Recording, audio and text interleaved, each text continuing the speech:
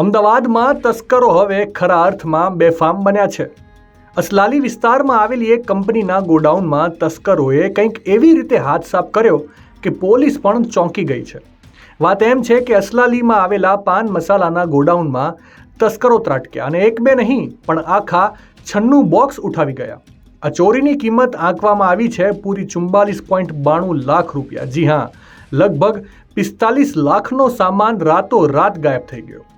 સૌથી હેરાન કરનારી વાત તો એ છે કે ગોડાઉનમાં સીસીટીવી કેમેરા લાગેલા હતા અને સિક્યોરિટી ગાર્ડ પણ તૈનાત હતો। આમ છતાં પરોઢીએ તસ્કરોએ નજર ચૂકવીને આટલી મોટી ચોરીને અંજામ આપ્યો। ચોર ટોળકી આટલો બધો સામાન લઈને ફરાર થઈ ગઈ અને કોઈને ગંધ સુદ્ધા ન આવી। હાલમાં અસલાલી પોલીસે આ મુદ્દે ગુનો નોંધીને તપાસના ચક્રો ગતિમાન કર્યા છે। ત્યારે નવાઈની વાત તો એ છે કે રાજ્યમાં ખાખીનો ખોફ હોવા છતાં ચોર ટોળકી પરોઢીએ આટલો મોટો જથ્થો લઈને રફુચક્કર થઈ ગઈ અને સુરક્ષા તંત્ર ઘસઘસાટ ઊંઘતું રહ્યું।